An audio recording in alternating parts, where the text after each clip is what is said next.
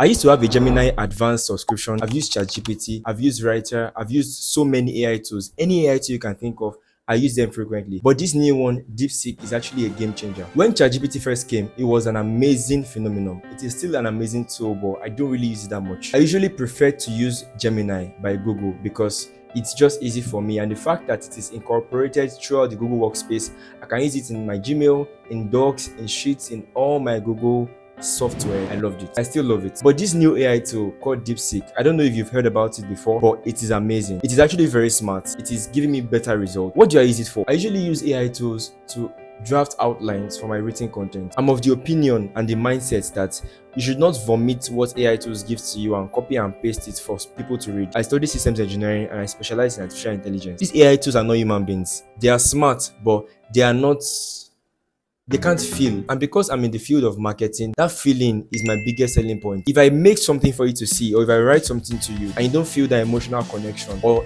I don't convince you in your feelings to get to do something or to think a certain way or to get a certain product, I failed. Any AI tool I use is just for me to gather facts or generate an outline or to get an idea of a good starting point. I never use AI tools directly in my email marketing copies, landing page copies, in anything, in blog post copies. No, I use it for the structure. But something I really enjoyed about this DeepSeek is the fact that it sounded more human than ChatGPT.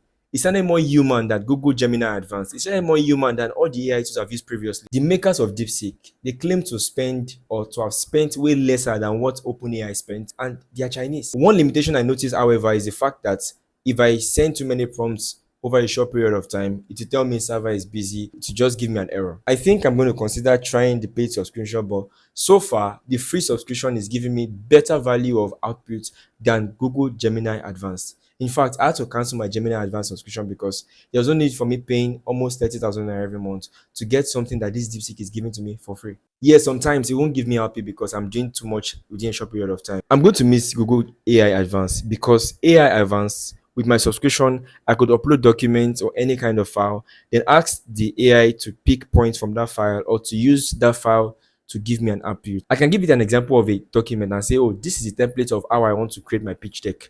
Now, I want you to give me something for ABC brand, and this is what they're about. Google Gemini could receive them my uploaded file, look at the structure, read the file, and give me an output that is based on my template for that new client that I mentioned in the prompt. That saves me time because I don't have to open the file, copy and paste the AI tool, and all of those things. I'm going to miss that feature, but I'm really sure that my Chinese guys would put it in this new AI tool. There's a concern about data privacy, trusting the Chinese with your data. My friend, your data is everywhere. It is seriously everywhere. In fact, this is how to check your data that Google has. For example, go to your Google account, then you can see all your contents preferences and an estimate overview of you. It showed that in a relationship. Is that true? Is that not true? How did Google know? I don't know. If you use these AI tools, it's very important for you to take your data privacy very seriously. I know you want to save time. I know you want to get this tool to get things done for you. I know you need the art piece or the document is going to make for you. You need it for your workflow. Or you may even ask it for life advice, or you may think AI tool can be your therapist. You can say, oh, I'm sad. What can you do for me? Or what should I do? Or this person offended me. How should I reply them?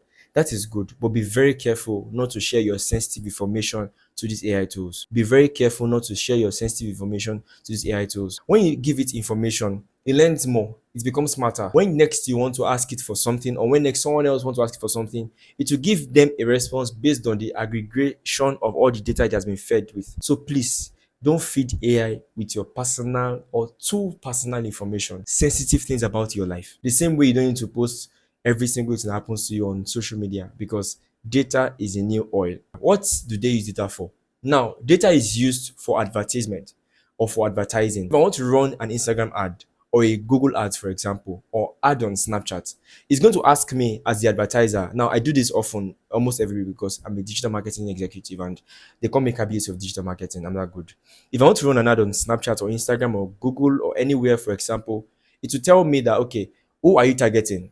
I can tell Google or the platform where I want to run the ads that, okay, I want to target women who are between 18 to 25 that are in a relationship. Or I want to target women who are between 18 to 25 who care so much about family values. I want to target men who are between 18 to 35 who have done their university level, who are based in Lagos, who as single parents, I can be that specific. How does Google know who to give my advertisement to? It is based on the people that Google has their data. Google has an idea of who you are based on what you've been searching for online, based on the apps you use, based on websites where you spend time online.